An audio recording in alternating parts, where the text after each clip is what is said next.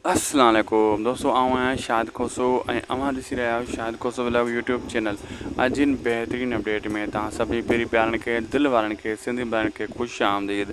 अॼु रिव्यू कंदासीं mega soap serial पंजाबेरी, जंहिंजा अचण वारा एपिसोड ज़बरदस्त सनसनीखेज़ थियण वारा आहिनि। दोस्तों तव्हां ॾिठो त कहिड़े हिसाब सां मां तव्हांखे कल्ह ई ॿुधायो हो त सांवल जी सलाह ते रावल वारा हलंदा त बचंदा। ईअं थियो, सांवल जी सलाह ते हलिया ही अकबर खान जे हमले मां बची विया ऐं अकबर खान जा माण्हू पंहिंजी जान बचाए उतां भॻा ऐं वञी अकबर खान खे हाल वाल ॾिनो। अकबर खान हाणे सोचींदो ऐं उहो माण्हू ॻोल्हींदो त हुन खे कीअं अंदाज़ो लॻी वियो, कीअं शक पइजी वियो रावल वारनि खे त हू पूरी तयारी सां आया।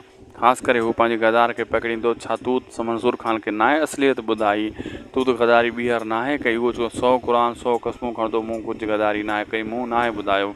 हू शक करे आहिनि, शक जे करे हू पंहिंजी पूरी तयारी सां आया हुया। अहिड़े हिसाब सां यानी अचण वारा एपिसोड हाई लेवल जा ज़बरदस्त बहितरीनु थियण वारा आहिनि। हिन में सुठा बहितरीनु सीन तव्हांखे ॾिसण वटा मिलंदा। अॼु जो दोस्तों वीडियो पोइ पंहिंजी पुॼाणी ते अगरि अपडेट तव्हांखे सुठी लॻे त महिरबानी करे असांजे यूट्यूब चैनल शाहिद खोसो व्लॉग खे ज़रूरु सब्सक्राइब लाइक शेयर कंदा। मिलंदासीं तव्हां सां कंहिं ॿिए वीडियो में। मौला तव्हांखे ख़ुशि रखे, ख़ुशि हुजो ऐं आबाद हुजो, खिलंदा ऐं मुस्कुराईंदा रहो।